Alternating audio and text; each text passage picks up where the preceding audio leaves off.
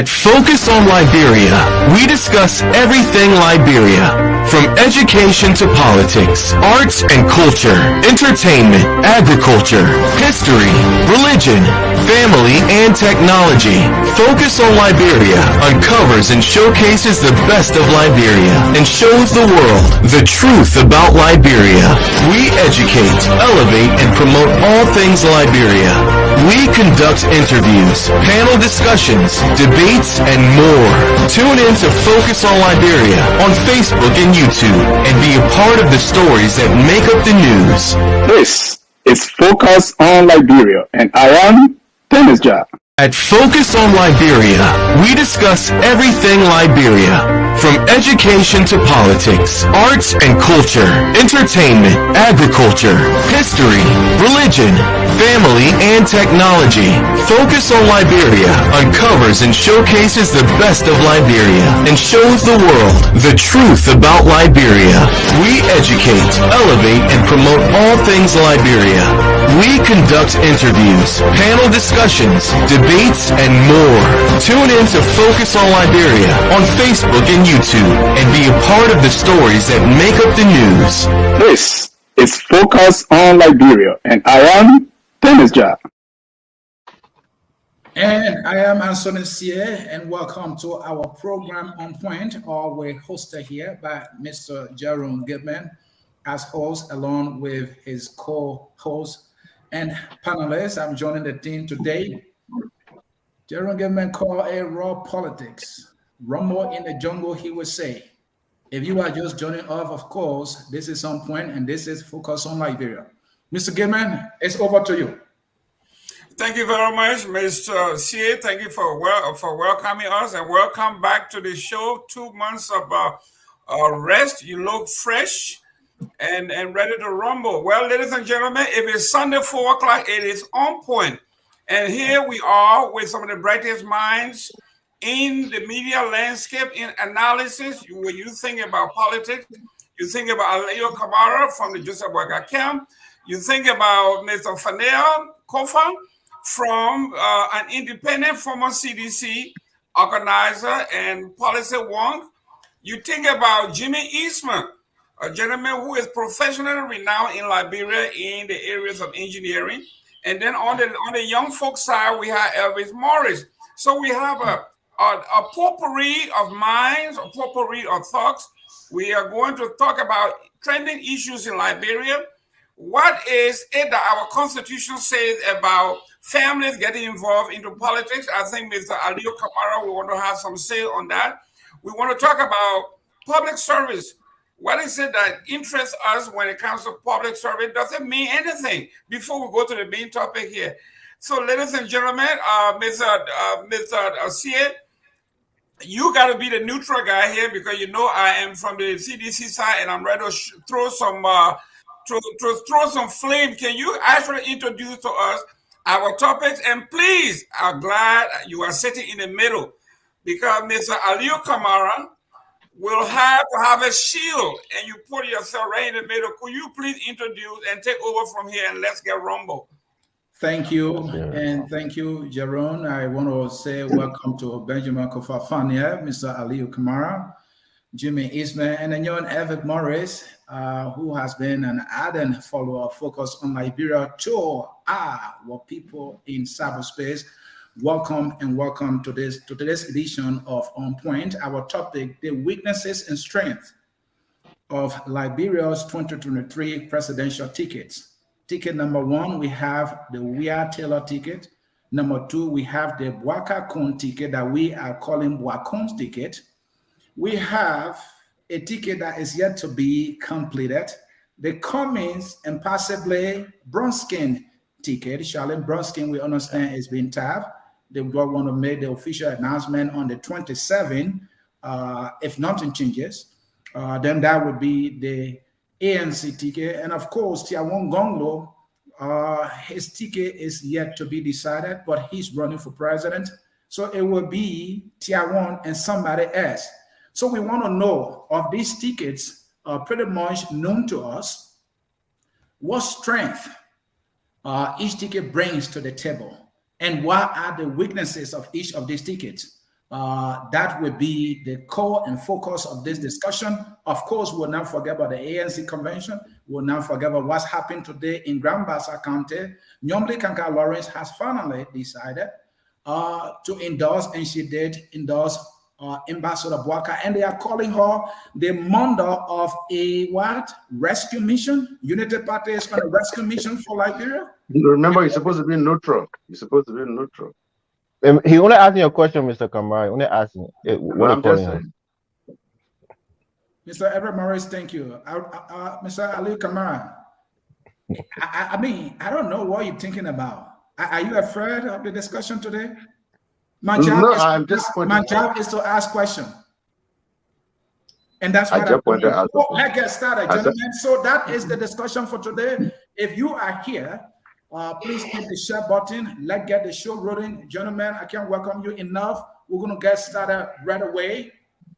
Now that we have these 4 tickets, as we know it for now, except anything changes, gentlemen, we want to know the strengths and weaknesses of each.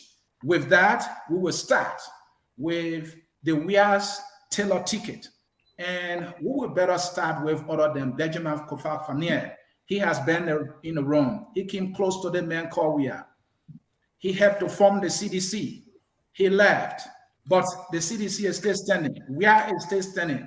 The Weah Taylor ticket is unstoppable now, as we know it to be. In fact, if anybody has been an adult in the room, they have proven to be. Ben, what strength do you see? Let's start with the strength for now. Well, the first thing I want to say is thank you for inviting me today. To every Liberian hearing the sound of my voice, I want to say hello, good morning, good afternoon, good evening, wherever you are. I'm always glad to be here to discuss everything and anything Liberia. So thank you for inviting me. It is a good thing that you open with that inquiry. You see, when we look at leadership in terms of our political parties, there are some standardized ways in which the leaders are assessed. The first one is called substance. The next one is called style. The other one is called success. The fourth is whether that leadership is balanced. When you talk about the strength goes into what you call the substance. When we look at CDC, especially so in relation to the Propo agenda, every metric of the Propo agenda has registered what I would call a failure, complete failure. I mean, we're talking about strengths, Mr. Kofa. Sorry to interrupt. That's what I'm saying.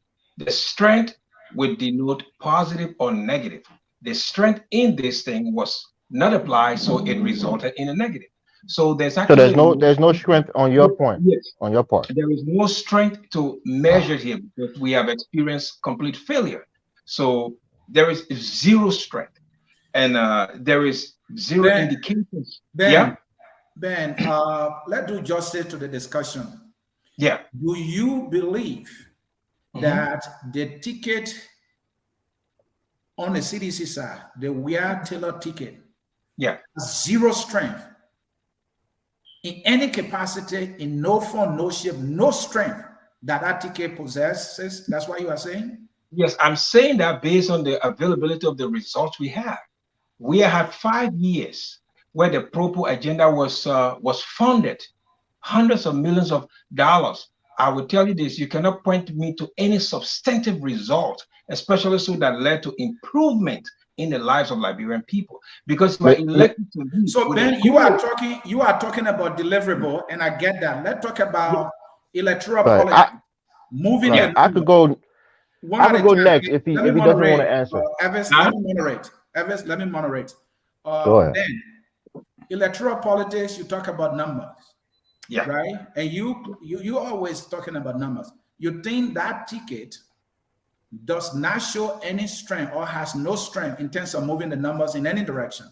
Yes, let me tell you why I say that. Because the ticket now can be judged on performance that is recorded.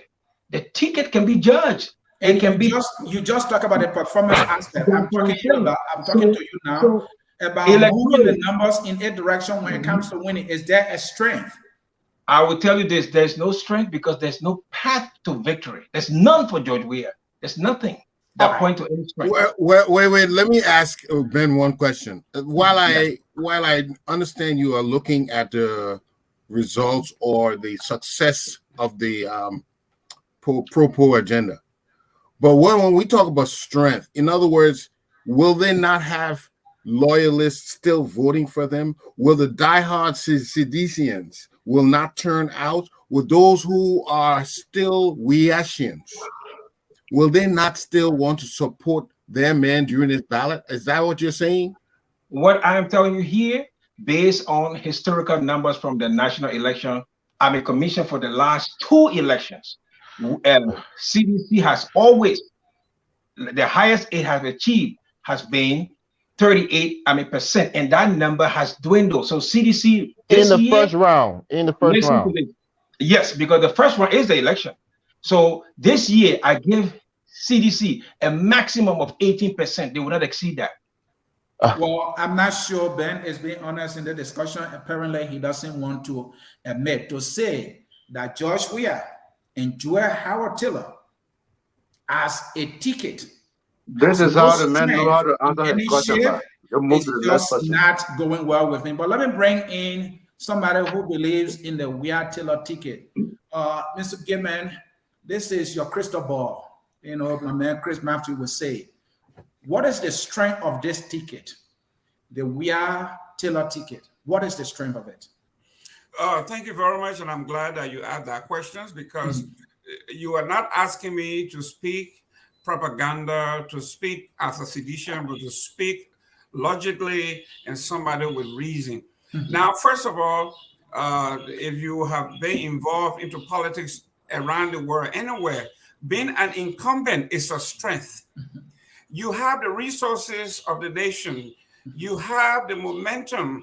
You have the ability to appoint. You have the power to give. You have the power to attract. You have the power to consummate contracts. You have the power to say to people, to make promises. These are strengths. And when you look at the different tickets now, you look at Joseph Boakai, he went and selected somebody from. But he ain't talking about Joseph Boakai. Excuse me. Alio, can we do it one at a time, please? Joseph Boakai, the next ticket, went to Central Liberia and picked somebody from the same area, the new group of folks coming. You look at George Weah, you look at CDC ticket, they have somebody from the Southeast, and they are, we can say, the indigenous people, and then you have a ticket from Central Liberia that has the written of our settler society, our settler family. So you have a balanced ticket. The old and the new coming together to form a new government. That is our strength. When you look at something that we call the native tickets, you look at Joseph Boakai and you look at Jeremiah Koung and Joseph Boakai. These are people from the central and north. We talk about a new unification that President Tubman brought to time. That's the naked ticket. When you look at the ticket of the supposed ticket by Cummings, you look at Brumskine and the Cummings. You are looking at 2 children from the old society, from the True We Party, people from the same group. If you put those people together as an ethnicity, it's like Bassa man say, well, I'm from Bassa, I was born in Bassa. Jimmy Eastman, even though he Bassa, he was born in Monrovia. So we are from different counties, we can go together. No, people will look at it and say, Eastman and Gimmy, they are Bassa people, whether they were born in different counties, they are Bassa people, and that's how we have it. So, President, we has a balanced ticket. You talk about our brothers and sisters that feel in the urban area, that's the so-called civilized people. We have them. Then you have our people from the Southeast. You have a balanced ticket, and this is where we talk about strength. And that ticket will be very, very formidable and almost impossible to defeat. That's the strength. Thank you. Let's come to Evan Morris. Evan Morris, what are the strengths that you see that the Weah Taylor ticket possesses that might be advantageous to them in the coming election? Thank you, Mr. CA, and hello to my fellow panelists. Quickly, I want to say it's obvious, right? George Weah has been a popular person in the country. Perhaps some of his popularity has waned, but he's still very, very popular. And I want to piggyback off what Mr. Gaiman was saying in terms of the, let's just say, 4 different groups of people that we have in the country. You have the Mende speaking people, which encompass, the entire western part of the country, Nimba and so forth. And then you have the Kwa speaking people, which encompass the southeastern part and part of the central part of the country. And then you have, of course, what you call Congo or America, Liberia, and also the small population of the Days. But the point that Mr. Gaiman was making is you have, the 2 largest, language groups, which President Weah's ticket represents. You have the, Joa being the Pelawomo from the Mende people, and you have a crewman from the Kwa people. The 2 largest group are on 1 ticket. If you're looking at Boyka's ticket, you can say the same thing for him, but a lot of people don't consider Jeremiah Koung to be a quote unquote Southeasterner because he's not, although his heritage comes from Sino, he identifies with the people of Nimba, which are also a Mende speaking people like Joseph Nyuma Boyka himself. So I think the balance on President Weah's ticket, his popularity, the power of incumbency, having all of the resources, and also voter apathy. This election won't be won in the first round. It will be in the second round. So when you're talking about people being tired, it's more of the same. We either put we up there who's been there for 6 years, or we put the old man back there who have been there for 12 years. People will be like, whoever we put there will be the same corruption, will be the same thing. So a lot of people might tend to not vote in the second round. People who vote in the first round, usually most of them don't vote in the second round because you now have a binary choice between a Weah or Boyka in the second round, and a lot of people who voted for third parties may be disillusioned by the whole political system in the country and would tend to stay at home. And usually in elections, that bodes well for the incumbent because they will have the money to motivate people. They will have the positions to offer people. So that that's a strength for President Weah. I would leave it there. And to follow up with you, the incumbency aspect you're talking about being a strength of President Weah. Somebody might want to push back. Yeah. How has that improved the material condition of the people, for which it will be advantageous for that ticket, for Weah and for the CDC? Are the people happier now compared to the time when President Weah took over, right? So how is that an advantage right now? Is it just because he controls power now? Is that what it is? Because the power should be felt by the people in a meaningful way, is it? And that's a good point, but we're talking about Liberian politics here, Mr. CA. And I would say the quiet part out loud. President Weah can offer government positions to people, people who have influence. Because he's there, he has the capacity to do so, rather than somebody who's promising, they say the bird in the hand is worth 2 in the bush. Joseph Boyka can say, when I get there, I will give you so and so, but President Weah will say, I'm there now. Second of all, he has the resources. People will say, oh, that the country of money, sure, but he has the country, he has the country's purse in his hand. So he can offer a lot more in terms of quote unquote bribing people to vote for him or motivating people to vote for him, if we want to use that term. So that's what the power incumbency brings, because if you have the power of the country, you have the money in the country, you have the resources, you have all the connections, you can do backdoor dealings with people who have influence in the different counties. Definitely, you'd rather be with a man who already have the bird in his hand than a man who's looking for, who's going in the forest to go hunt 2 birds. So for me, power and incumbency is not so much based on record. You're talking about record. I think when you come to the negative, that would be one of his biggest negative. His record hasn't been stellar, but in terms of the incumbency, he has that power. Most presidents do, because they have the entire country system at their will, and they can pretty much do whatever they want, unless it's a very popular person, which Joseph Boyka is popular to an extent, but he's not a populist candidate where everybody is voting for him because he's seen as a breath of fresh air. He's just more of the old coming back again to continue Ellen Johnson Sirleaf regime. So I think President Weah, with his incumbency, that would help him a lot. Thank you. Thank you. Okay, but Anthony, let me piggyback on what Elvis Morris just said, if you don't mind. Let me just piggyback on it. One second. Aliyu are yet to speak, so be patient. Go ahead, Jimmy. So Elvis, that incumbency is a double-edged sword, and I'll say that because it cut both ways. Right now, I'm just from Liberia a couple of weeks. I can ask question too now. Yeah, okay. When I'm done, you again ask your question. So I'm just from Liberia, and there is a lot of discontent, and sometimes it's not completely Weah's fault because the whole country is in a recession, and things are challenging, things are difficult, but the incumbent gets all the blame. Right. Even if it's not his fault, he gets the blame. We've seen that. We've seen us destroy presidents before, like Toba was eliminated, and people now analyze that he was the best president. But what he still bear the burden of that true Whig Party legacy, and he gets the burn. So being the incumbent, and things are not going well for the people, and they want a change, that may be also a weakness. And that may be and we can talk about that on the negative, Mr. Eastman, because I will also point that to be a negative based on some his records and people being disillusioned by his government. But when we get there, I will make those points as well. But when I'm talking about incumbency, I'm only talking about money here. Let me just break it down simply. Money. He has the money. People say Joseph Boakai is broke. We have the money. People vote on sentiments, whether it's a bag of rice or a new Jeep or a new motorbike.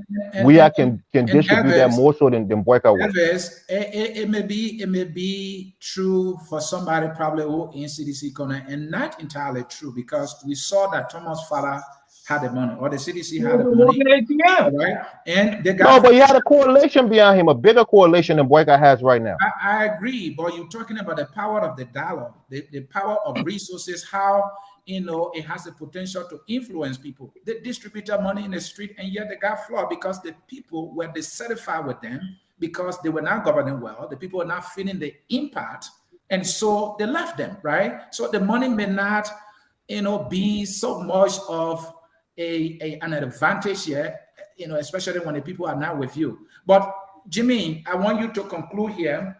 The whole incumbency, you're talking about, it can be a baggage as well, all right? Especially when the people are not feeling it, and that's the point that you are making, and I get that. But the question I ask you is that the fact that the opposition have not been united, not coordinated, something that got the people to have left them significantly. Don't you think it will bring them to where the fact that there has been some stability on their side? 100%. Even if they don't bring it to Weah, they will make them not go to vote. If people do not think their vote will matter, if they don't see any good change coming about, then they will just prefer not to vote at all, and that's why many people don't go to the polls. The opposition right now is offering VP Boakai as the most formidable candidate, but VP Boakai, as we have seen, he's been there 12 years. Many people don't think any change will come about by his governance. In fact, you may say there will be a vacuum because he is not of the strength he was once upon a time. So who will be running the country? And so instead of voting for a change that they don't know what is going to happen, they say, well, let we just stay the way it is, because we don't know. We'll be throwing the dice if we vote for Boakai. And Congo, who we have known to be a man of integrity, he has not gained that much traction. Among the intellectuals he's heard, but among the common folks, he's not that well known. It costs money to run a campaign, and that is one of the things that is affecting his campaign. Cummings, though, has had good finances and everything, but their narrative that they've sold him they're trying to portray him as an elitist, which is not good for the everyday man. The everyday man wants to know, what will you do to improve my family? What will you do so my children will go to school and get a good education? What will you do that will immediately affect me so I can feel that my country is going somewhere? That's what they want to hear from Cummings. Now that he had all this corporate experience, they want to know what he will do. And that is where I think his handlers have failed in selling him properly. Thank you. Mr. Ali Kamara, we are looking at what strength You know, I need to come in. Ben, you have to. No, you got to give other people a chance. Leo have been patient. He's yet to speak. Don't reduce the thing to like a. No, what I'm saying is, Mr. We're getting we're getting the feedback. I think we need to mute our mics. We're getting the feedback. Ali, go ahead, please. Okay, so let me just understand. Right now, we are talking about CDC ticket, right? Yes. Okay, got confused. Everybody going to Boakai-Koung, all those things. Anyways, CDC bring Mr. CDC Weah and Joel Howard. They bring some strength. They're both different. They're both unique in their own ways. George Weah is relatable. That is George Weah's strength. He's relatable. He might not compose or speak the best grammar, but whatever he says, if the little man under the bridge, down waters, I would understand. He's like a walking magnet. That is Weah's strength. Joel still got something left. Joel, and I'm labeling this strength because that's what it takes to win an election. All of those people add together, they add the numbers up. Joel still got something left, and that is the remnants or the survivors of the former NPFL, the ones that are still alive, who remember or idolize Joel Howard Taylor's husband. They are still there. Whether or not the number is significant enough to make any difference, we can expand on that when it's time to discuss the negative. Thank you. And gentlemen, I will chime in on the strength. I agree with all Aliyu said. When you talk about or looking for strength for the Weah Taylor ticket, the name Weah is iconic. In terms of leadership, that is not his strength. He has never been there, and he may not get there. But a guy like Aliyu said is relatable. The name Weah embodies the Liberian story, mostly ordinary people who struggle at the very early ages of their life, right? That is Weah. That's why we all came to love him. It was not more so about the football. It was more so about the story that he represented, that Liberian story. That child from Negro Town, from Gibraltar, maybe somebody who came from Nimba and came to Monrovia and probably living with the uncle, and have to sell cold water. It is that story that reinforced his skills. And Aliyu talk about the way he speaks. How many of us Liberians in majority speak this eloquent English that Ben will speak? How many of us? Many people don't listen to that. They don't understand that. That is weird. And then you look at the party CDC. It's partisans. They love this man. The more people criticize him, the more they come home to him. That is strength. That is what people go for at the end of the day. In our politics, people are not looking at policies. They are not looking at issues. Focus on Liberia, try to focus on the issue. Look at our numbers and look at the people who are talking about political G's and fries. They're where the country is.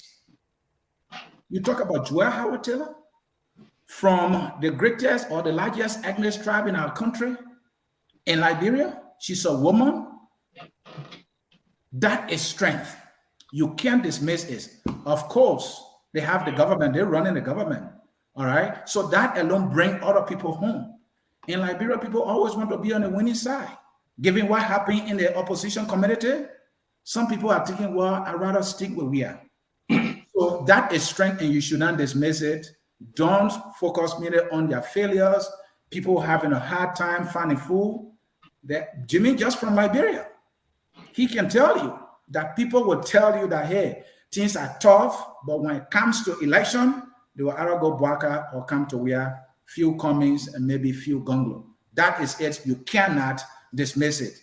Gentlemen, let's talk about weaknesses. This time, maybe we should. Ben, you putting your finger up. Go ahead.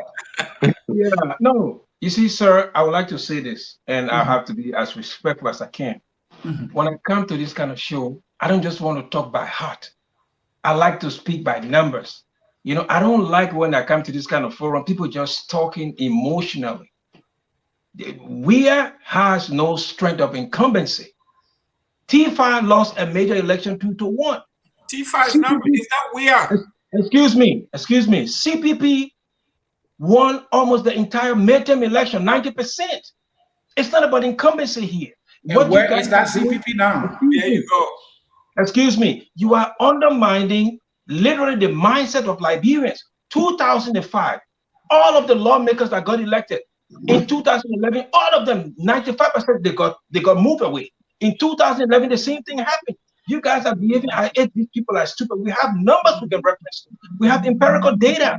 And we don't come here and just talk about what we feel. It's what the numbers is telling us. What the numbers is saying is that there is no incumbency here because people are feeling the hardship. Poverty is rising.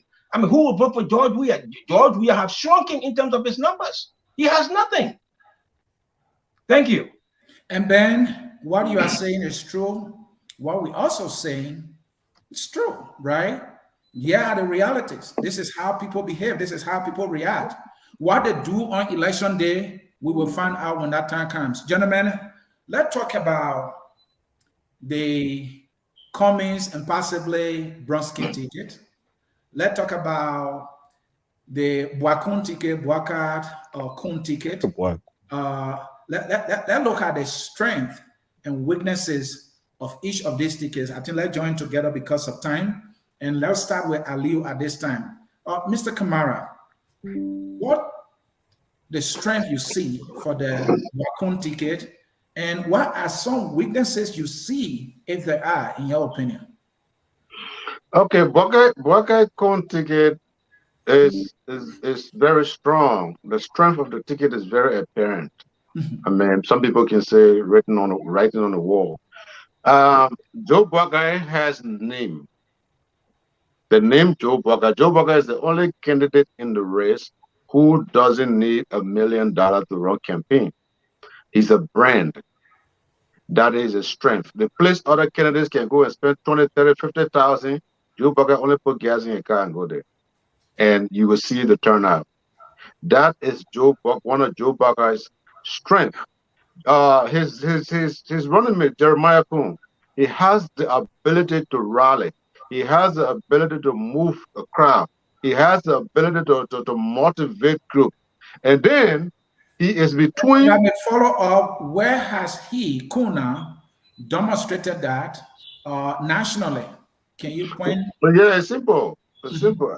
Jeremiah Koung has won 3 elections in Nimba County. If that doesn't say all to you, I don't know what to tell you.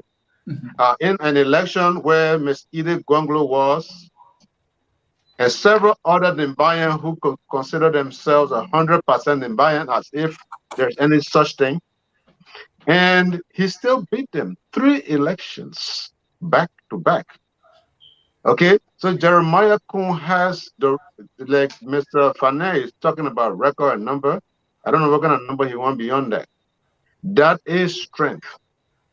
Okay, in terms of weaknesses, and this may not have anything much to do with them winning the election, Jeremiah Koung should not be discussing a certain topic in detail. Topic that require expertise should be left out. And he's engaging in those topics such as the economy, you know, especially breaking down agriculture and other things.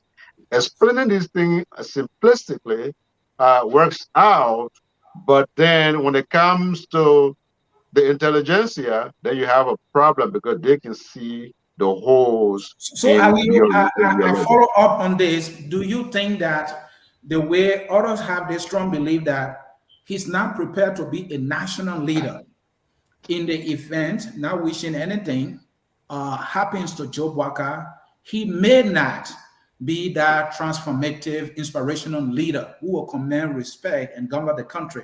Do you see that as a weakness of the ticket? First of all, ask them what or who is a national leader. Let them define that for you first. No one knows for certain how anyone would perform In the case of any of those things that you just talked about, eventuality, so to speak, no one is the president until they are the president. So until then, we'll discuss that.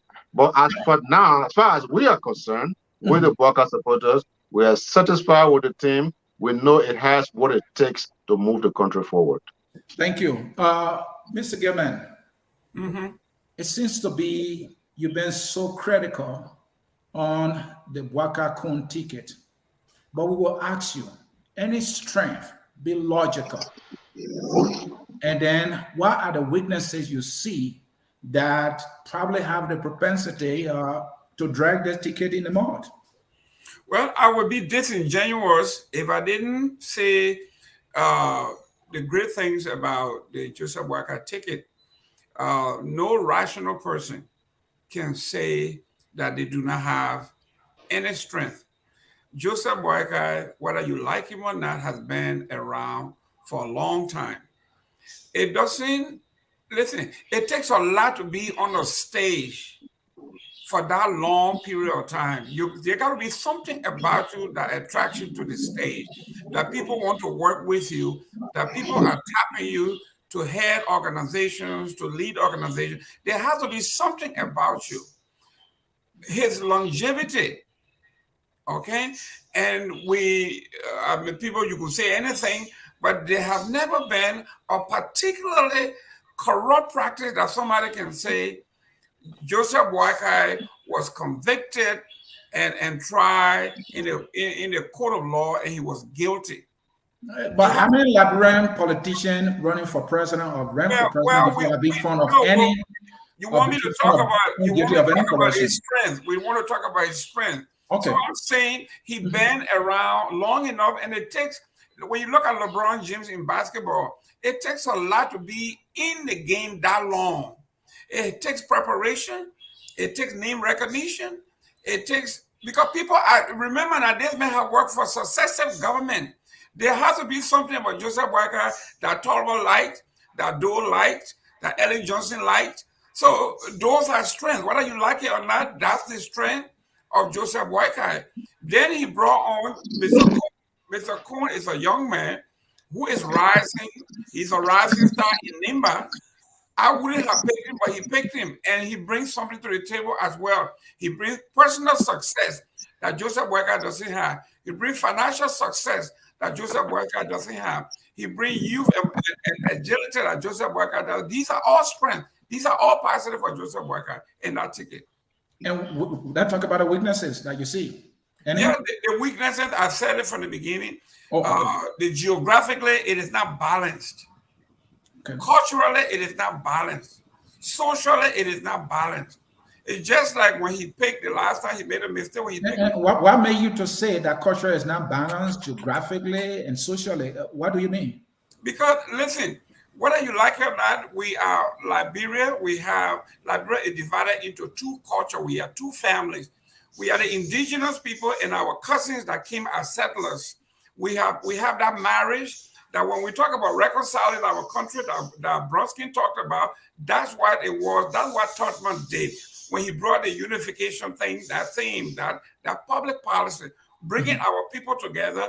We are intermarrying. We are doing everything together. Just look at Nigeria. When Nigeria was founded, but Koung father is from the southeast, right? So how you say it's not balanced? Listen to this. When we went to Nigeria, the Nigerian people say, this country is split, divided into the middle, Muslim and Christian. So we agree that it will always be Muslim, Christian, Muslim, take it. And then all of a sudden, the new guy came and said he would break from tradition. He said, I'm going to get rid of the Christian, and I'm going to go Muslim. And Obasanjo told him, say, you are setting this country on fire. This is not the formula that will work. Here we are in Liberia. We are saying wherever there is an indigenous person, you have to bring our settler families along. Ellen Johnson, she represented the settler. She brought Joseph Boakai along. When President Weah came along, he came on and brought Joel Howard Taylor along. When Taylor came along, he brought money by a long tradition. Joseph Boakai has broken this tradition the first time. It didn't go well for him, and he repeated the same thing. So anybody who does that, that's a negative. Thank you. Jimmy, the Boakai-Koung ticket. Talk to us about the strength you see and the weaknesses you see. Unmute yourself, Jimmy. It's your turn. Yes. Go ahead, Jimmy. And I think his election one of the best things he could have done, because he does not have energy of vigorous campaign.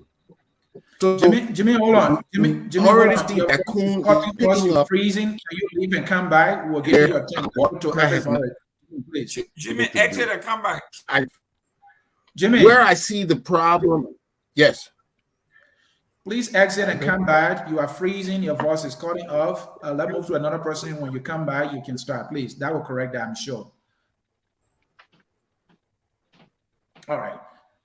Mr. Morris, let's talk about the strengths and weaknesses of the Boakai-Koung ticket. All right. The strengths. Obviously, both people on the ticket comes from both rich counties. You know, Lofa and Nimba. That's a strength. You see, Boakai always tend to pick politicians, people who have elected positions. And in certain aspects, you know, perhaps he sees that as a strength, and I would see it as a strength too. And you're talking about the Nimba factor. Number one, you're looking at Koung, not just Koung on his own, but the person behind Koung, who is Prince Johnson, who can manipulate the Nimba, you know, Nimba politics to his will. That's a strength for him, whether we like it or not. That's a strength on that ticket. Some of the weaknesses, I would say, the rumors about, you know, his vice presidential candidate. Like even Mr. Aliyu Kamara was saying just now, perhaps this guy is not the brightest in the room. That's not what I he said. can't really. No, you said he should leave, you know, the technical aspect of the election in terms of policy and kind of dumb it down so that a common man can understand it. Because when he's talking about agriculture, people who are agriculturalists or economists, they know that he's BSing when he's talking about it, that he really doesn't know what he's talking about. That's what you imply, Mr. Kamara. We're not stupid. We understand when you're speaking. We can read between the lines. So perhaps he's not the smartest guy you know, out there. He can't really articulate, you know, the minutiae of different policy, you know, plans. So for me, you know, Joseph Boakai, he himself was never a politician. He was somebody who was a technocrat who Ellen Johnson picked out of political obscurity to be her vice president. But he seems to be so much in love with politicians. He picked Newquay, that didn't work out. He's going to pick Koung. More than likely, that's probably you know, probably not going to work out. So for me, one of the negative also is people worry about Prince Johnson. I think that's the biggest negative. Joseph Boakai is of ill health and of advanced age. We know both of those things mean you're closer to your grave than you're closer to any kind of youth. So that being a worry of most people, do we now have the confidence to look at a Jeremiah Koung presidency with Prince Johnson being his chief advisor? A lot of us from the Southeast, a lot of other people who have reservation will say, no, we don't want that. And that for them may be a reason why some people may go back to the Weah, you know, Taylor ticket, because they look at it as a safe bet rather than giving this country over to a Boakai who may not finish his first term, and then the country being plunged into the hands of a notorious warlord in Prince Johnson, who will have tremendous control over Jeremiah Koung, and things could go back into the time of Doe, where one group of people tend to dominate the government and try to subjugate another group of people. A lot of people are fearful of that. So that's a big negative for Boakai. But again, it's politics. We're waiting for October 10th to see how things will play out. You know, I'll leave it there. Thank you. And Jimmy, it's your turn. Yeah. Go ahead. Yes. So the Boakai-Koung ticket, you know, from what I see on the ground, people are hopeful. They're hopeful for change. They want to see a change. But their analysis of why Boakai will be the change doesn't make sense to me. when people can bring change, people who are bring change, they are different from the status quo.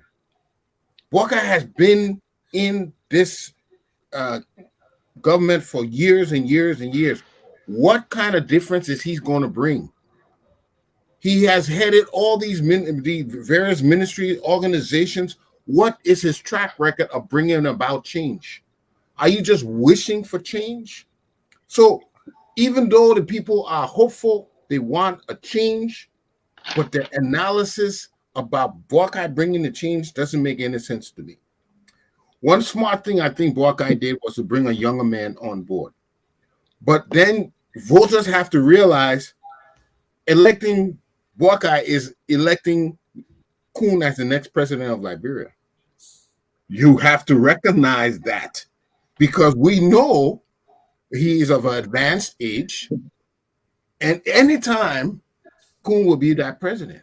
So people have to be very conscious that electing Boakai is also like electing President Koung for the next 6 or 12 years. Is he ready for the role? Is he ready for the task? This is what they're going to have to evaluate. No, sorry, let me come in for a second. No, yeah, you have come in when I'm. No, you got to let him finish, Mr. Yeah. Kamara. So the other thing that we have to recognize, Boakai belongs to the old UP guard. This old administration of Ellen Johnson. All those people that were swept out during the CDC revolution are poised and paused to come back on board.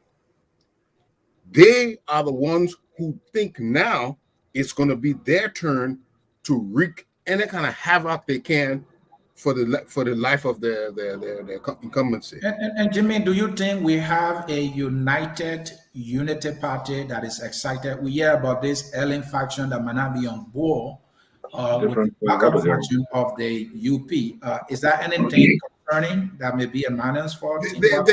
There was some division amongst them slightly, but really after they expelled her and whatnot, there's the Unity Party has taken a different formation with the Mo Ali's, this new chairman, I guess they call him Johnson, the new chairman of the UP. It's taking a different figure. But amongst them are the old guard. You bring in those same UP people back. Liberian people need to understand, and when you elect Boakai, you bring in those UP people back. Right. That's what you are. Do you really want them back? Will they be able to make a change? Will they? Or are they only coming down, as they say, to that only time to eat? Anthony, please, let me give you a second. And Jimmy, before I go to Aliu, there's Nyomli factor now. And let us not forget about the custard and the urate factor. We are yet to see the ALP coming to endorse Boakai, but Nyomli has taken a lead. It was looking at Admanians when she was NAPIC, but she endorsed Boakai today. They are calling her the mother of the rescue mission, if there's any rescue mission in the first place. Is that applause is going to give oxygen to Team Boakai? Well, if I were to analyze Nyomli, I think she made several errors by allowing her party to disintegrate while she supported Joseph Boakai. That was a slap in the face, but if she had focused on keeping her party together, I think she would have had more clout today than she does right now. So she does bring some support to Boakai because she's already brought people there. There's not much more she's bringing than what was already there before. The same people who went to support Boakai because of Nyomli are still in that corner. Okay. Had she gone a different direction, that would have been something explosive, but it's much of the same before. She has been supporting Boakai throughout.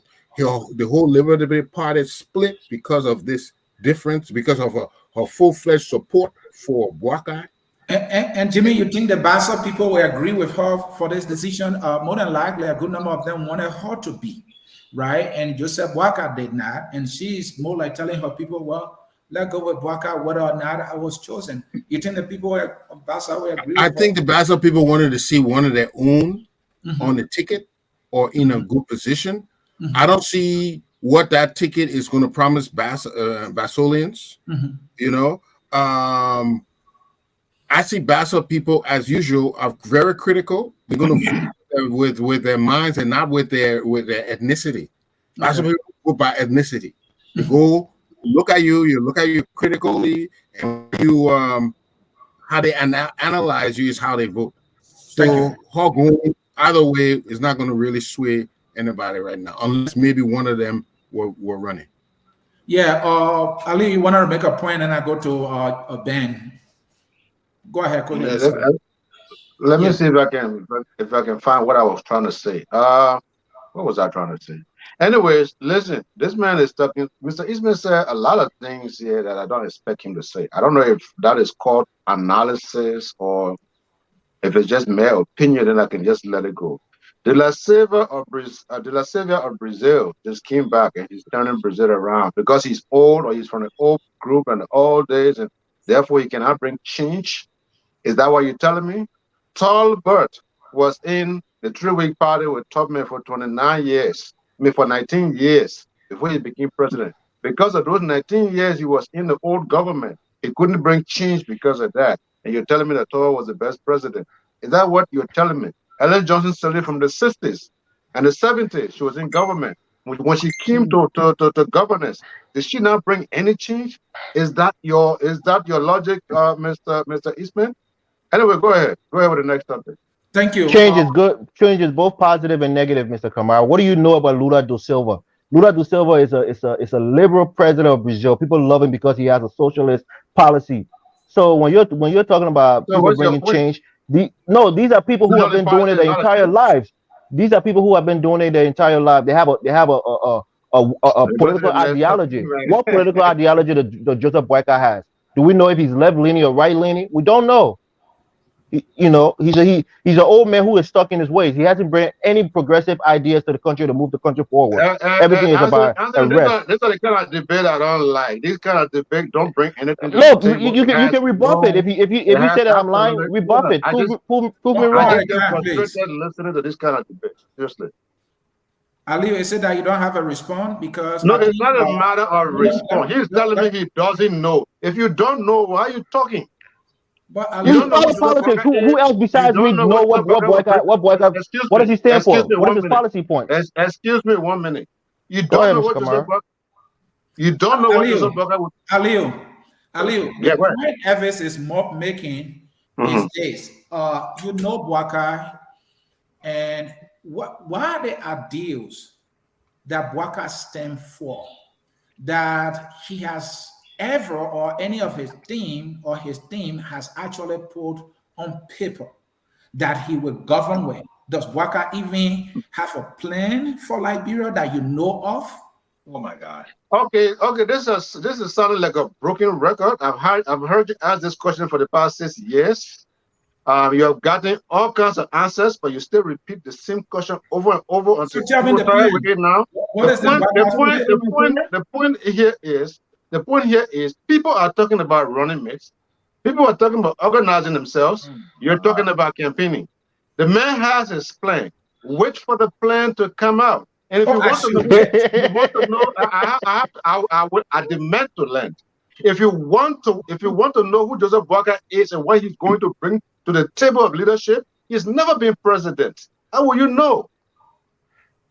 So what ideology has he espoused? Better than the CDC? Hold on, gentlemen. How is he better than the CDC that came to power before they came up with their PAPD? He has not come to power. He has not come to power. He has not gone through the campaign. He has not been elected. I'm telling you, everything you want to see on paper is already on paper. It hasn't been publicized. Yeah, but Aliu, this is what I'm telling you. You're asking Liberian people to roll the dice. You will see. Guys, can you allow me to? You will see the paper in due time. They're not going to put anything up because you want to see it now. That's not how it works. It's about me wanting to see it now? Is it not there's a team set up? There's a team set up for that. There's a process for that. There's a policy for that, and that's what he's going to follow. He doesn't go by the noise in the market. Aliu, You are not telling us anything, and it's That's understandable fine. because you support the side. For you to believe 5 months to election, a presidential candidate that has been running for president up to 12 years now should not have a plan at this time. Okay, that's your frustration. You know, my frustration is No, That's all of us frustration. my That's all of us frustration is frustration. your continuous deviation from the topic. We have a topic highlighted. You leave the topic. It's not going all around. Now you're going for papers and about strength and weaknesses of the ticket. Okay, so the strength should be the plan of the ticket. Does your ticket that you support have a plan? It is written. I am telling you, yes, we do. Just because you haven't seen it doesn't exist. Where is it? But I keep telling you again. Let me repeat myself. It will come out in due time, so based on Joseph Boakai and Unity 6 Party years. policy. 6 years. How can What I is tell the you name of the plan, Ali? What is the name of the plan? AR is called arrest. Arrest. AREST. Arrest. Thank you. You know the name of the plan, and you keep asking me. You already know. Thank you, Aliu, and thank you. And I will say this to you as a news: Unity Party, as a political party, has no rating plan called arrest. It is an acronym that has not been written. That's the opinion. Mr. Benjamin Kofa-Fanier, I come to you. We are looking at strength and weaknesses of the Boakai-Koung ticket. What do you see? I will emphasize when we come out here, let our dialogue be based on verifiable, what I call empirical data. Unity Party strength. I will tell you this. I'm not a fan of of the Unity Party, but I will tell you this. We have to make our argument based on the numbers. The last election in Lofa, out of 116,000, Unity Party got 91,000 votes. That is out of 116,000. Now you look at in Nimba County, we all know the MDR is not Corny, Prince Johnson, the vote as a block. In the last election there, out of 200,000, the MDR as an institution got 107,000, more than half of that number. So I will tell you this, whether we like it or not, and I'm against it. The Unity Party right now as we speak is the only party that is guaranteed for a round 2, if there will be a round 2. That is their strength. The numbers don't lie. The numbers are there.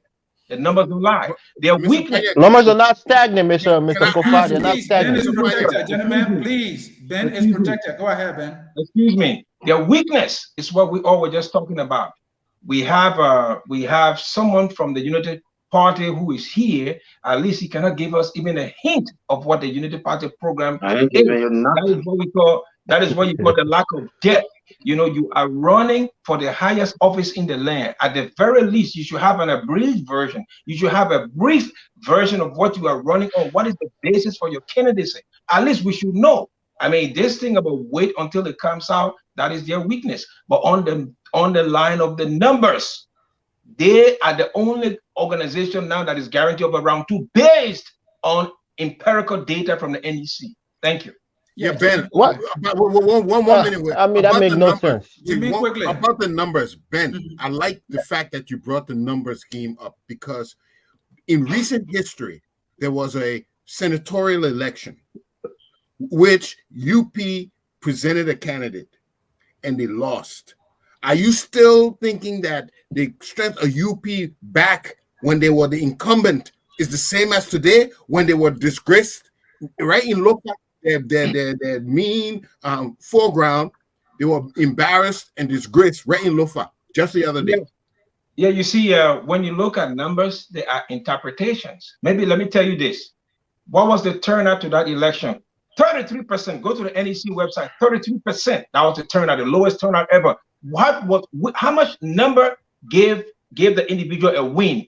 780 votes. How many votes were deemed as invalid? Almost 2,000 votes. So what I'm telling you is the Unity. I mean that last election, UP only lost that election simply because it was number one, too close, it was too close before they got in that race particular. And number two, they overlooked that election. And let me tell you this thing: the individual who won, he has ran in that place like almost 2 times, and he had been gathering number. So one that they lost the unity. I mean, the UP at that time, they overlooked that election. But I can tell you this: local country remains their stronghold. George, we have got 94% grand jury, almost 60,000 votes. What is that number going to be the same for next election? My friend, the 60,000. No. Since numbers are stagnant. Mr. In Grand Crew, in Maryland, he got similar numbers. So if they're stagnant, that's going to cancel out. Don't look at round two. Round two is not the election. Look at round one. Don't look at round two. I'm talking about round one. That's what I'm telling you. Who's going to be Weah in the Southeast in round one? Who's going to beat him in the Southeast? Just a Boakai? Gentlemen, come on, man. Let me say this. We are talking about presidential election here. Right. And let us not lose sight of that. Tell me about it. I agree with Ben to the greater extent when you are talking about strength for the Boakai-Koung ticket. In 2005, the Unity Party will make it to the second round. 2011, the Unity Party will make it to the second round. 2017, at the time the Unity Party was leaving power, when it was unpopular, the Unity Party with Joseph Boakai, when Ellen Johnson Sirleaf was not on the ticket, made it to the second round. Now, Weah, who became president and defeated Boakai, I'm not sure Liberia and Liberians are happy with the way the country is going. And so Boakai had won some sympathy here. Liberian people chose Weah over him. And Weah is now making them as happy as they would have loved. So that has won him some sympathy. To think that that Unity Party does not stand a better chance than any other ticket to make it to the second round, you are dreaming. That is a strength. And the fact that the name Boakai is in every village is also another strength that he brings to the table. And I just want to emphasize that strength that Boakai has it. Now, whether or not Boakai is his own messenger to reinforce that strength is another debate that we can have another day. Are Liberians about people who speak, who motivate them, who inspire them when it comes to making decisions for the presidency? I would say a big no. I don't think he's inspiring when it comes to giving speeches, but he has a way of connecting, all right, with them. Just as Boakai, just being a laid-back man, the name recognition is something that they can connect to, so that is a strength for them. Gentlemen, because of time, let's get to the Cummings and possibly Brumskine ticket. What strength do you see? And this time we are starting with Aliyu Kamara. That is the ticket that I don't think he's in love with that much. So, Mr. Kamara, what strength the possible Cummings-Brumskine ticket brings, and what are the weaknesses that you see? Okay, so unfortunately for Cummings, the weaknesses are more than the strength, and I'm just being honest. Cummings' strength is only one thing: he got money. That is it. I don't know what that will transform into, but that is his strength.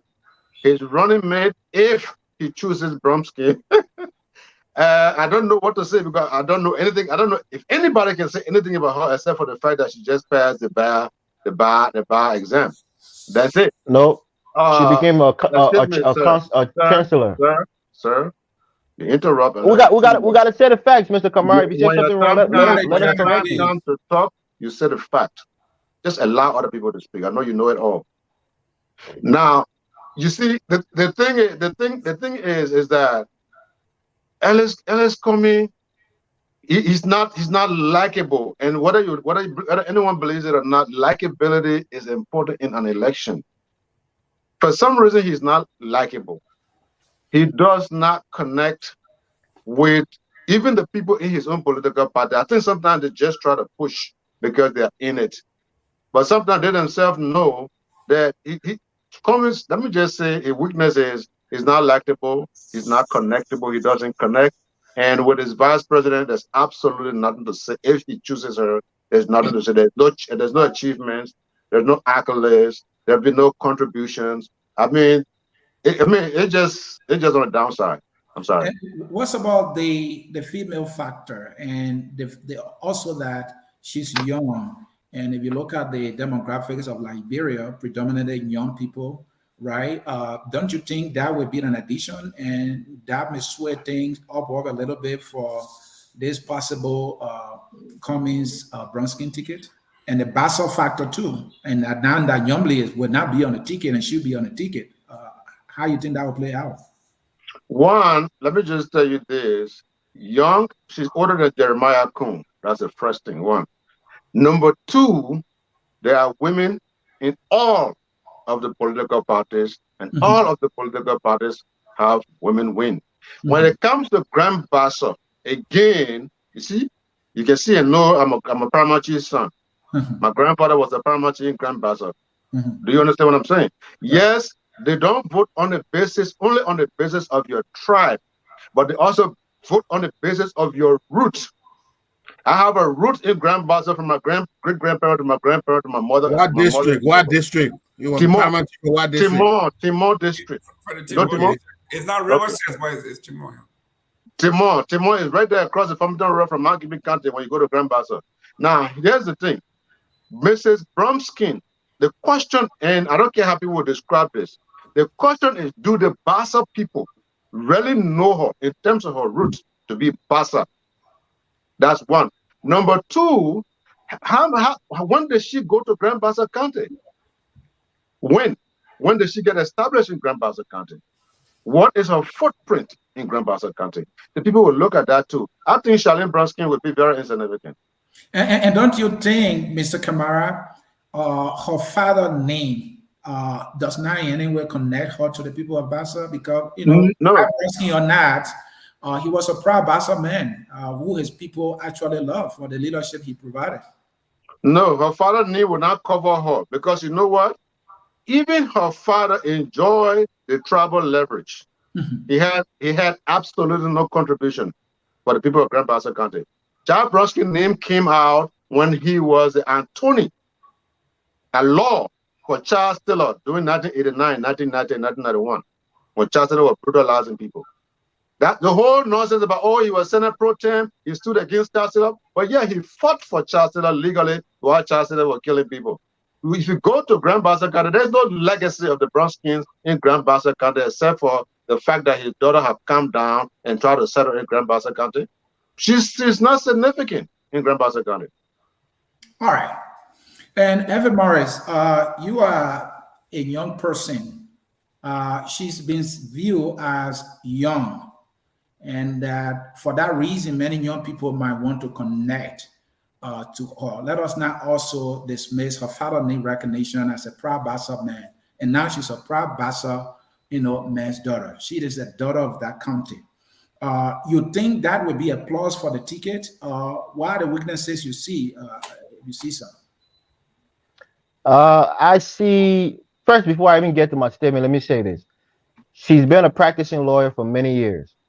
She became qualified to practice law in front of the Supreme Court, I think sometime last year. So she didn't just pass the bar exam. She's even a lawyer in New York City in the United States. The negatives I see is that she's not familiar with Grand Bassa County. She herself said it. She said that her father used to take her to Bassa on the weekends and sometimes to go there for, maybe to spend part of her summers there. So she's not, people know her to be the daughter of Charles Brumskine, but to be a part of a people, you have to be a part of their culture. One of the things that ingratiated Charles Walker Brumskine with the Bassa people is that he spoke the dialect very well. And let us not, let us not beat around the bush. Charles Brumskine's father is an American Liberian. All right. So although he has embraced the Bassa people, their language and their culture, his roots is from the settler class. So Cummings, whose roots also comes from the settler class, having two people on the same ticket that are both from that class is a negative. Like Mr. Gaiman said earlier, if a crewman comes from Sino County and picks another crewman from Nuku Town to be president, how will we look at it? You know, so you know, we talk about ethnicity, You see, you are talking about the lack of diversity lack of and diversity in that ticket. Liberia being a highly traditional society. You don't Right. think that ticket, not quote unquote looking that much traditional, is not reflective and representative of the majority? Of the majority, especially, or even geographically balanced. You Mhm. know, Cummings, you know, I mean, you can say Cummings comes from Maryland, right? Mhm. But his, you know, his background, people like to say, oh, don't be tribalistic. But the reality is, we have to be honest when we call these people out. We can't say that Brumskine is a Bassa man because genetically he's not a Bassa man, right? Cummings is not a Gribble man.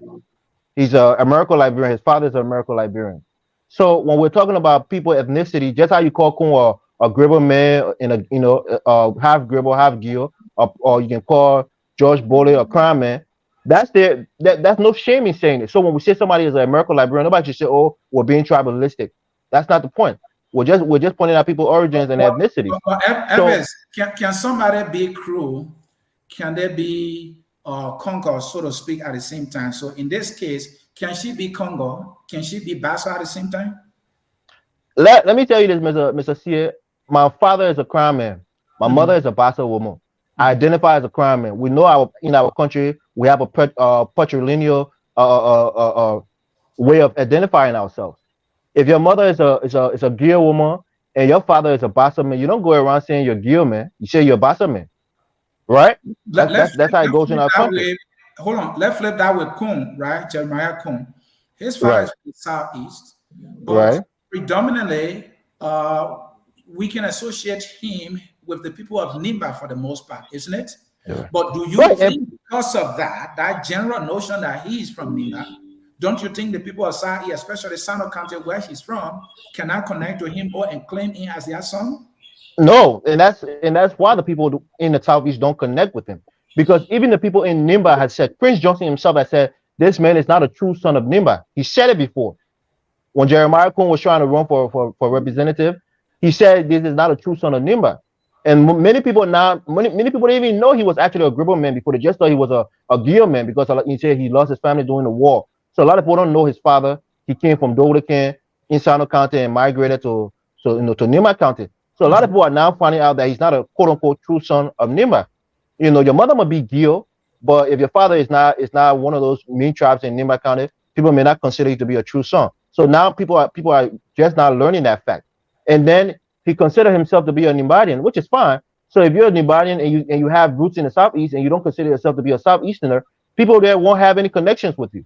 So he's not going to take anything away in the southeast from George Weah because he's a Gribble man. What they can call in Nimba County a Talamasi Gribble man, meaning you only Gribble by name, but you don't identify yourself by Terramycin. They say terramycin. Terramycin. Oh, there we go. You said So, it so, right. so bring So for so bring me, it on, Evans. We're talking right, about the possible Cummings Brumskine ticket. Conclude on the advantages, the pluses, the strength and the weaknesses as much as you can. right.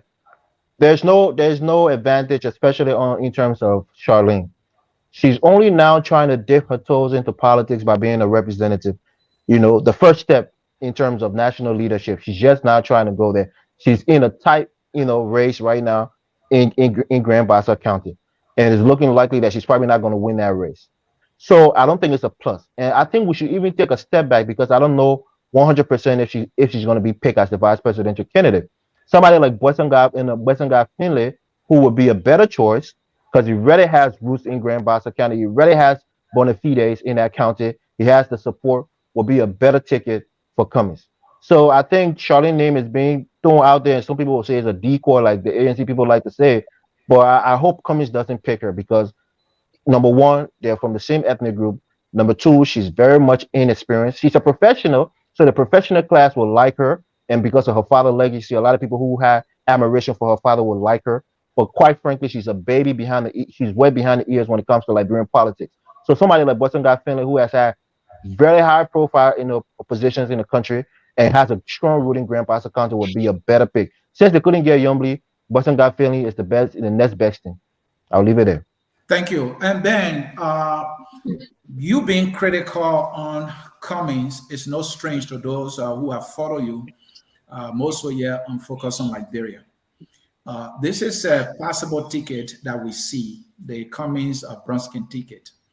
Does this ticket offer any strength when it comes to this election, and what are the weaknesses if there are? What do you see? Well, first thing I want to say is to just respond to something the last guest just said. I think Alexander has no strength in Grand Bassa County. He lost the last election by he only won barely 20,000 votes. He lost the last election, 20,000 votes. So so there's no strength. But let me tell you this: the strength of the ANC, which I think is lost upon themselves, is marketing their capacity and ability to lead Liberia. Look, I will tell you this: I'm one person who don't believe in any ethnicity. I only believe in competence and getting the job done. I can get people, 2 men from Grand Jida, 2 men from Grand Bassa, I can get anyone from anywhere. My only focus is, are we going to get results? So when somebody starts to raise this argument that somebody is a miracle Liberian, what I see is the lack of the capacity to wage a competent argument. Cummings has a story to sell, but the problem is, I don't think he fully understands himself in terms of marketing. He came to Liberia with that mantra of change. I hope, I don't agree with him on a lot of things. I hope he has stayed along with that mantra and literally lived it out. But this immersion with the MPFL people and all kind of people, it kind of hit him hard, because I think he wasn't able to successfully navigate the minefield that we have in Liberia. And he has shown himself as not a decisive leader. Now, let me come to his VP pick.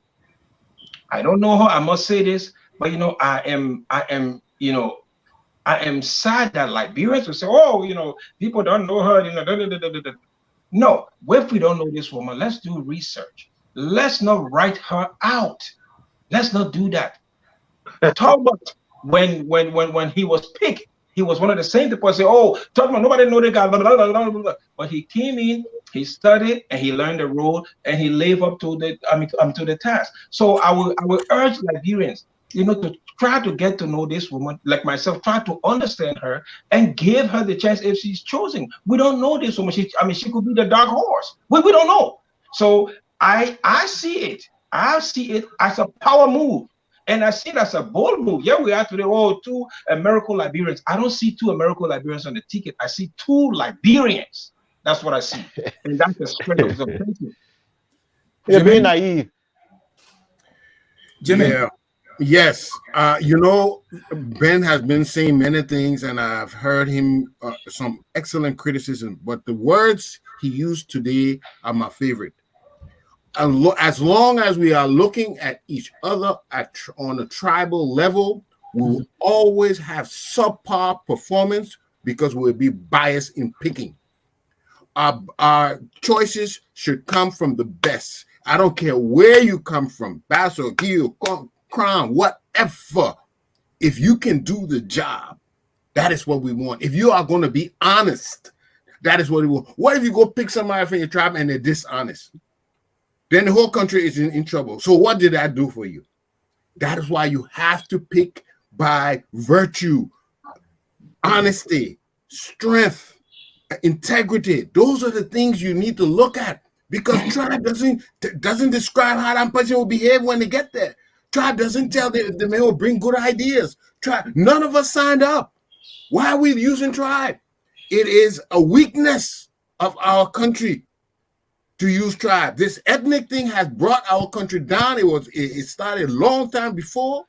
We have been trying to come from there, but we're still struggling with it. Is one of our weakness for Liberia's progress. We have to look at people on the basis of what they're capable of doing, and not where they're coming from. What happened now? You're not going to call me? I'm coming to you. It's your turn. Let's see you. I will be brief, Jerome. And Mr. Gaiman, you have said on this platform that this possible ticket of Cummings and Miss Brumskine would be the worst ticket. That presupposes that maybe there's no strength. You all see weaknesses. That's all you see. Why you say that? Well, let me be clear. They got strength. And the two strengths that they have is they can claim that they are new on the scene. They say we have never held office. We knew that's a strength. That's a fact. Okay. They have resources that they can bring to the table. That's it. Those are the two strengths. Now, if anybody on here or anybody who have ever taken part in politics tells you that geographical balance is not important and critical to a political subdivision or political thinking, that person is misconstruing the whole idea. Let's begin with the United States. Why do you think that when we are looking for partners in these United States, we look for certain states? Okay, those states are strategically picked because of who they represent and where they are. So let's look at Charlene Brumskine for example. Charlene Brumskine's father spoke Bassa fluently. Everywhere he went, he was the darling. But it was only limited to Bassa. All his campaign he ran, everywhere he ran, he has never won anything outside of Grand Bassa County. To make matter worse, everywhere Charlene goes, she tells the folks she was never in Bassa, never lived there, has no constituents there, had no investment there. She admitted that her father only took her there on vacation and on Sundays, sometime after church. She doesn't speak the dialect. Everywhere she goes, she takes an interpreter with her. She's running for a post in Grand Bassa County, District Number 3, Buchanan City, and she's losing. She is losing massively to Matthew Joe. Now you see why she wants to leave to go and run for vice president if the chance came to her. But yes, it is important that when we are choosing our running mates, geography matters, gender and sex matters, wealth matters, all of these things matter. You cannot say, I am going to put 2 Bassa men on here or 2 Bassa people because they are the most qualified in the country. You cannot say that. You cannot put 2 settlers. You can put a Todman and a Tolba there and say we are the most qualified in the country. We're running. You are lying to yourself. You lying to the country. It will never happen. It shouldn't happen. They use that during the True Party time is the giving. That's how they did it. Yeah, but that's why it didn't work. The reason we are here, even in corporate America, everything we do, in my own corporation here, I got a grant to diversify my workforce because the federal government wants us to be diversified. They look at my corporate structure and they not have Hispanic people in there. And they gave me money to go out and recruit, go to the Hispanic radio station, television station, newspaper, and recruit the best Hispanic, bring him back and put into management. So anyone who tells you that we should not look at diversity, that person does not know politics. Thank you.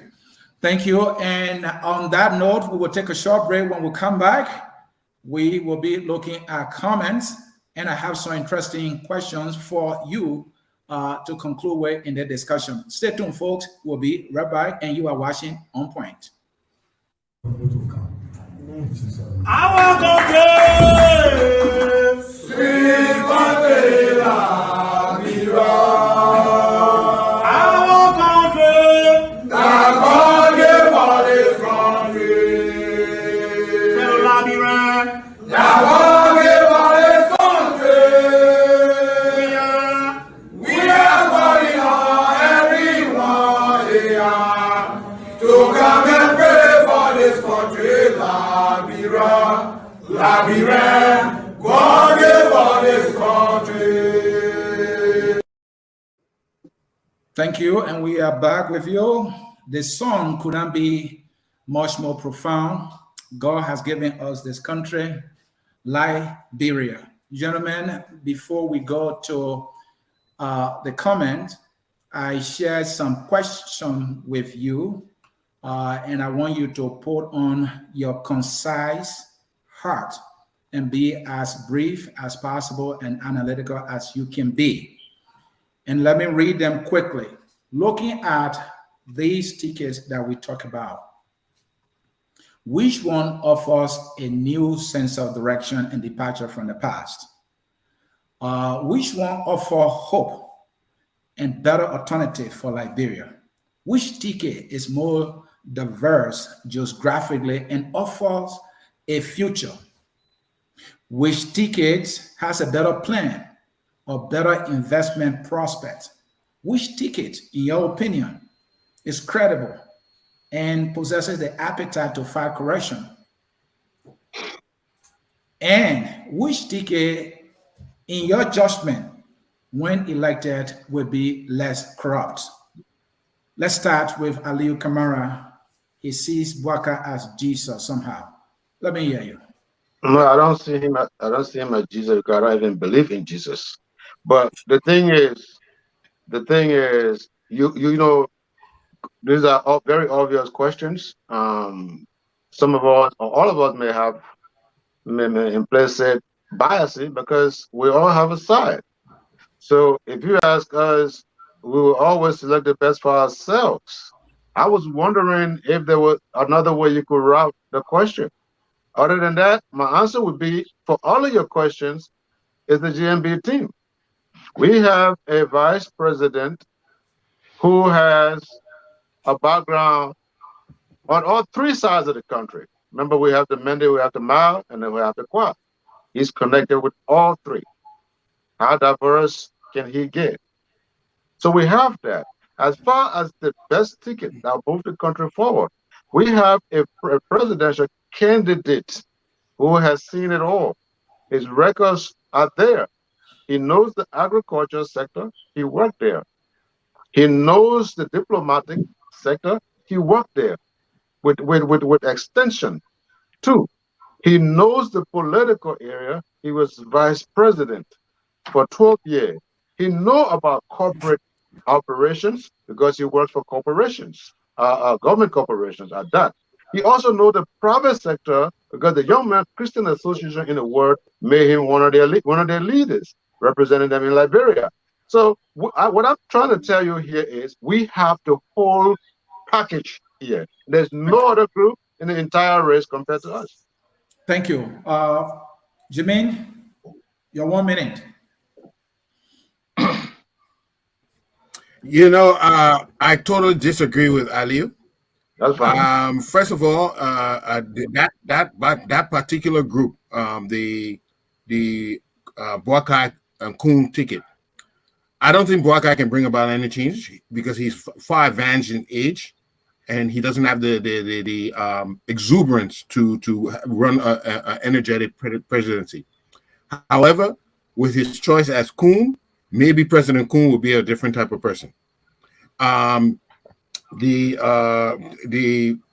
Brumskine Cummings ticket,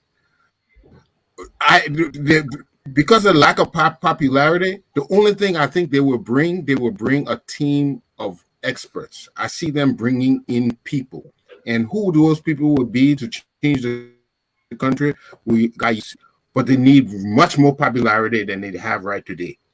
My man Gonglo, we already talked about it. As for the incumbent, we can change their direction tomorrow.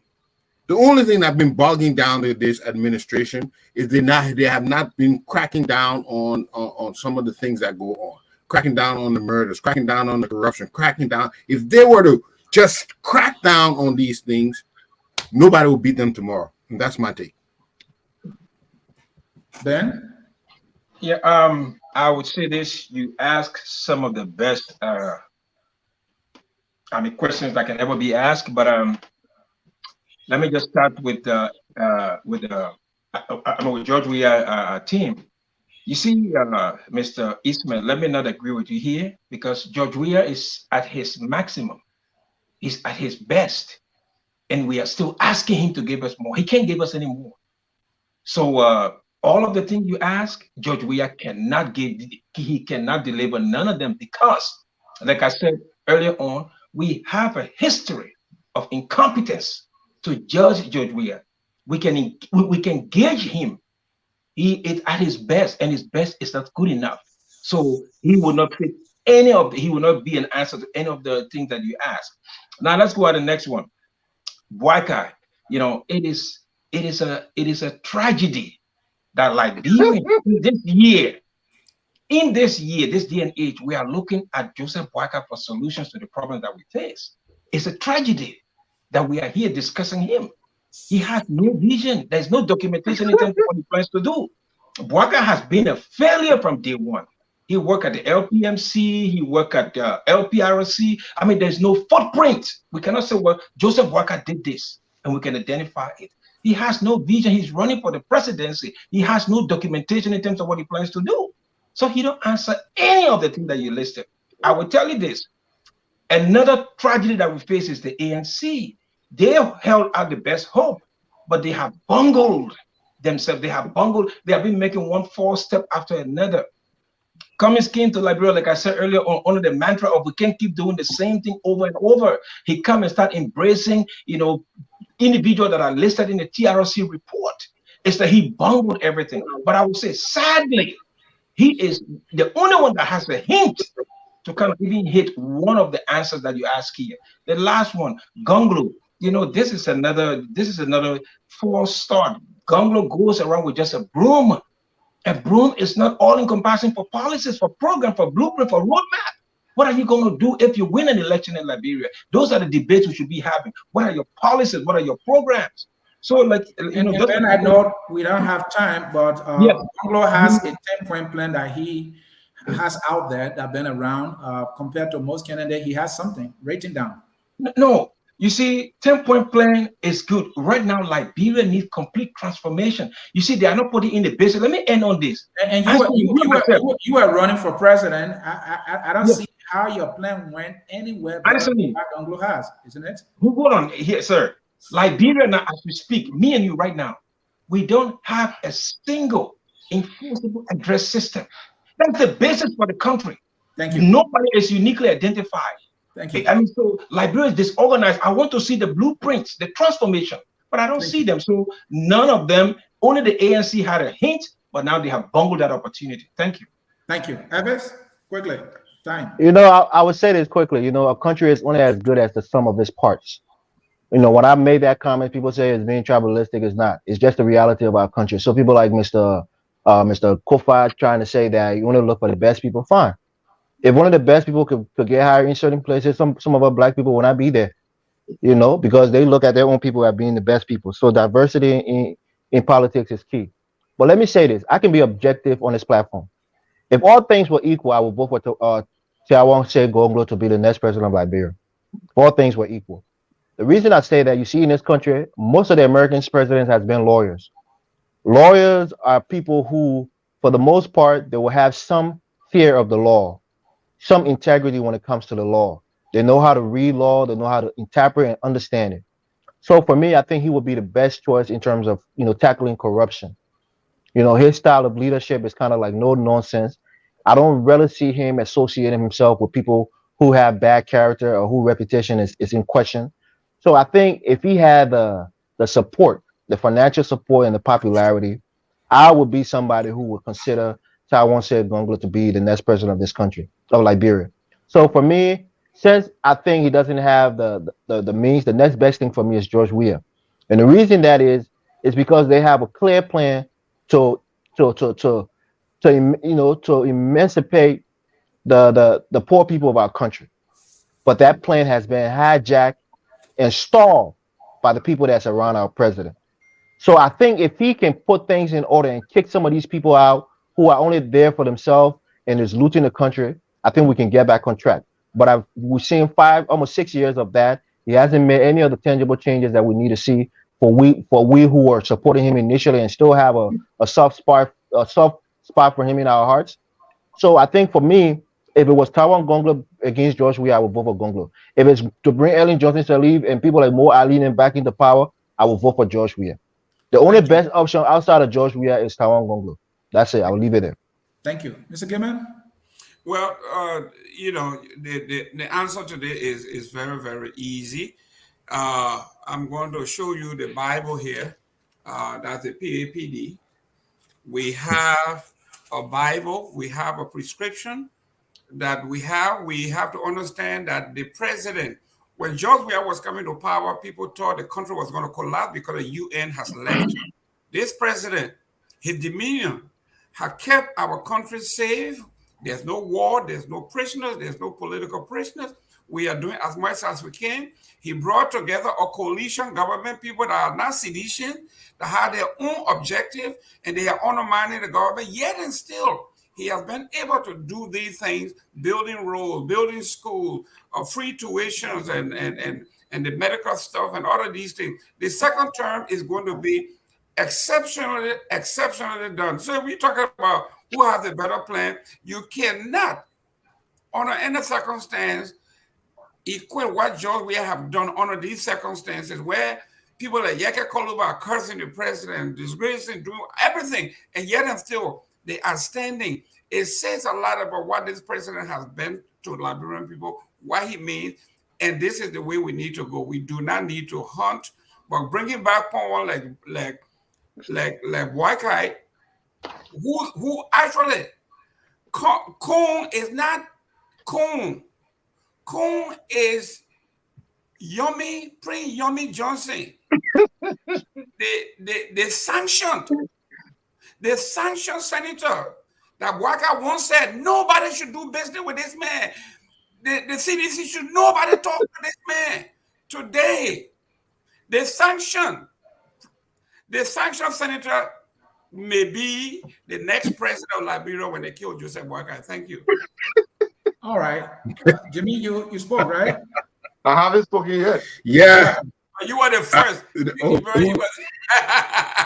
Yeah, but okay, I hear you. I forgot. Yeah. All right. You want me to say something? Jimmy, you spoke, right? Yeah, you did. Yeah, Let me read I didn't land though. I wanted to land and say, given. Hold on, guys. Let me bring. Jimmy, not an ego. He's still hanging. You gotta land. Ego, go ahead. I gotta land.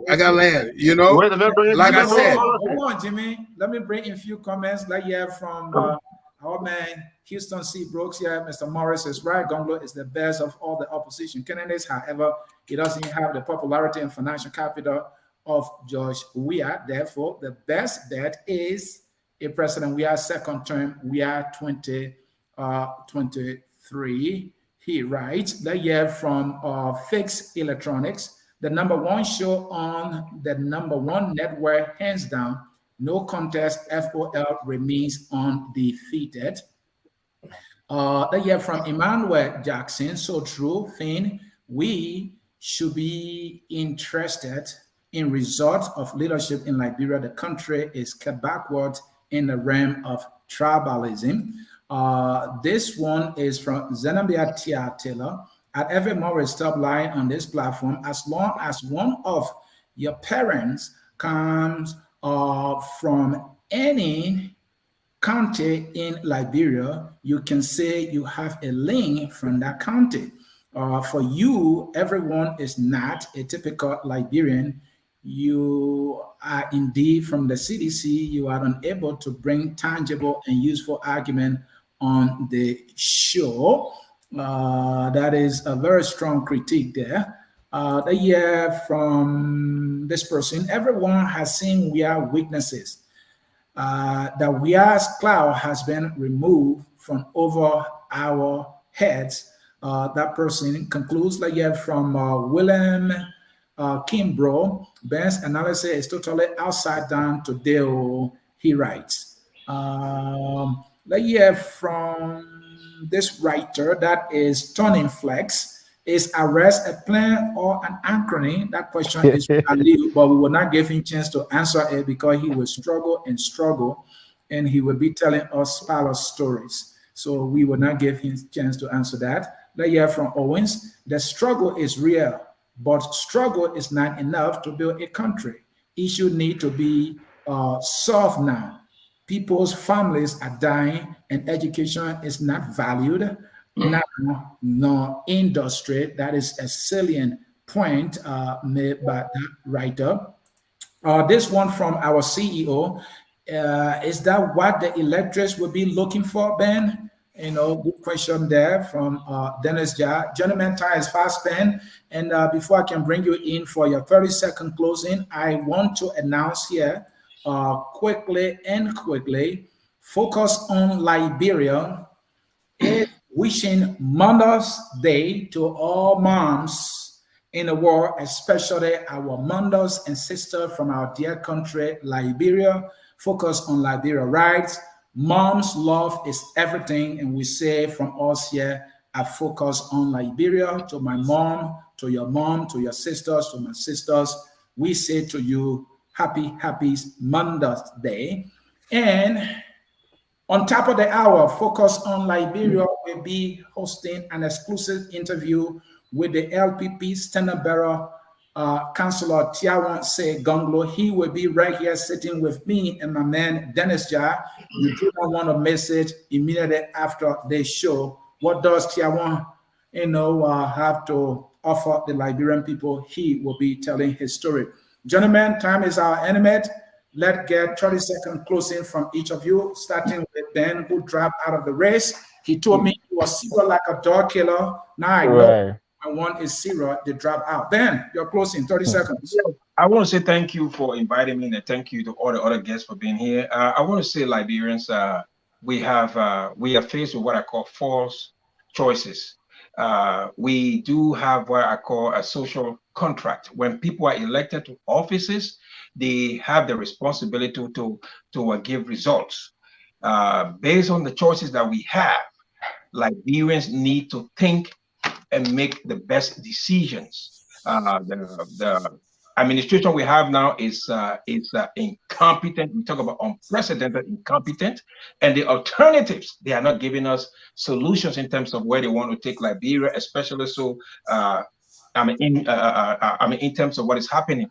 We have heard nothing from all of these people who are trying to contest for office. We have not seen blueprints. We have not seen diagrams. We don't even know where we are going. So I will plead with Liberia from now till the end of this next few months. Ask the relevant questions, demand answers. People need to tell you their blueprint. There must be documentation in terms of where they plan to take Liberia. The last thing I want to talk about roads. People always talk about roads, we are building roads, but let me give you these stats. There is 10,600 kilometers of roads in Liberia. Only 657 kilometers are paved. So I don't know what kind of roads we are building. 10,600 kilometers, only 600 kilometers are paved. So don't get swayed by folks coming out here and trying to talk from their guts. Let them bring empirical data to back what they are saying.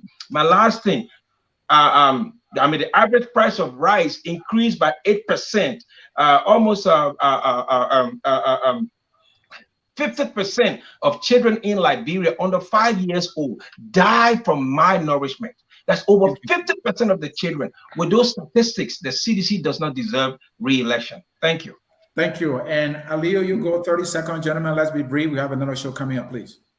Yeah, Anthony said there are just a couple of things that we need to check when we're having these kinds of discourse, because some people who come to listen, they are here specifically to gather information that they may be able to use in the future. In Liberia, we don't have a simple or single culture in Liberia. To assume that just because someone is the father and therefore the child must carry the father's tribe, it means that that person does not know Liberia. For example, the Kisi tribe, the child belongs to the mom. The mom even names the child. So you cannot just make a sweeping statement when it comes to Liberia, because Liberia has a diversion of culture. When my brother say that Joseph Boakai cannot bring change because he's aging, I don't know what yardstick he used, but I guess it's just his opinion. That's Eastman. So people who are aging are dumb people. They cannot bring change. They cannot grow. I understand that. Look, let me just say this before we can close it. Arrest It's an acronym. It is an acronym, but it is an acronym drawn from a plan. The man who has this plan has not given permission to release this plan. I understand your frustrations, but you just gotta, calm down, and at the appropriate time, those things will be put out there. But the Liberian people have decided, they have seen a lot of plans. They just saw the CDC plans, and not even 1% of that plan has been achieved. So just by looking at plans doesn't do you any good. Jose Yuma Baga will bring the plans up. The future president of Liberia, Jose Yuma Boakai, will show you that plan. Thank you so much for having me on Focus on Liberia today again. Mr. Morris. Thank you. Thank you for having me on, Mr. CA and Mr. Gaiman. The reality is we can't be idealists like somebody like Mr. Kofi who is espousing idealism on this platform. We have to deal with the reality in our country. When you're talking about tribes and other things being a factor in how people get elected, it's a fact. We may want to not, base, politics and other things on tribal popularity or strength, but it's a fact of our, in our country right now. So when we say these things, we're not trying to be like saying things that will make people feel good, but it's the reality that we're facing. I will say this. So George Weah, if you're listening onto this platform or anybody close to you is listening, you need to change course. You need to fire people who are not performing. You need to do that or you'll be a one-term president. You need to start making changes right now. It's time to wake up. The mantle of responsibility that was poured upon you is not easy. It's a very heavy mantle, and you have to take it seriously and start making the changes necessary so that your legacy as president will be remembered fondly. You can't sit there and let other people control you. You have to be a man and lead this country and take people who trying to put the country backward, take them out of your government. It's time to lead. Thank you. Thank you. Who's left? I am. Go ahead, Jimmy. We're faced with something. As a country, we're faced with a challenge, and we may not want to admit it, but corruption is at every level of our transactions in Liberia, throughout the government, throughout the ministries. You cannot get a simple license without bribing an official or giving somebody something to pull. For us to bring about a change, it's going to require a lot of strength, a lot of dynamism. A leader who is willing to go to wit's end to battle it, unless it will not change. And this is why I do not see that kind of strength in somebody who is already part of the system and has aged in the system. We need new changes, somebody different, somebody completely different to bring about this change, somebody radical. We need a Kidame or Rawlings. We need somebody radical who will put his own father and mother in jail if they be corrupt. That's the kind of thing we need. Other than that, we can only still pray, even though my brother Fania doesn't agree with me, but the Weah administration still has the gavel. They are still capable of bringing about a change. Otherwise, if they don't bring about this change, then Liberian people, we need fresh blood. New somebody who haven't even got contaminated with the corruption. The people say they need experience from government. Do you need the government experience who have been failing? Do you need a government experience who have been corrupt? Do you need a government experience that have not pushed the country forward? What experience are they giving us? No, we want something new. We want something dynamic. And that's how we should go to the polls tomorrow. Well, Jimmy, in your closing, you said the Weah government has the capacity to bring a change. I think you meant to say the opportunity is there for them to do so. I'm not sure. I think that's why you actually met. Jerome, you want to say something? Yeah, I got to close. Go ahead. Okay, ladies and gentlemen, we have heard it all. We have all defended our points, but today is a special day for our mothers, our wives, and our daughter. So I'm going to limit my 30 seconds to my wife, my girls, women that made difference in my life. The late mother, Louis C. York. The late mother, well, obviously my mother is number one, but these people that have made transformational, we talk about people who push you. They had the opportunity to push their own children. but they chose to pick people like us that were nowhere on the scene, were not in the vanguard. Mrs. Holt, Mrs. Sherman, these are people who have chosen to spend money on their own children, but spend it on other people's children to make us look the way we look. So I dedicate today to all the women in my life that made me who I am, and those names plus many more that I have not called. Today, Happy Mother's Day, Mom. Happy Mother's Day to all the women, my mom, my stepmother, my adopted mother, all the women that made a difference in my life. And I'm not going to add politics on today because today is a day for the mothers. Thank you very much. But you finished all the politics time. So. Thank you, and thanks to our listeners for joining us on Point today. We will now come to the end of today's edition of the show. And again, don't forget to join us on the hour. Chiawonse Gonglo is running for president.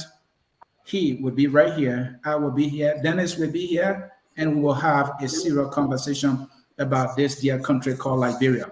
Enjoy the song that says, "We are indeed all Liberians," and bye-bye. We are Liberians. Liberia is our home. Liberian people.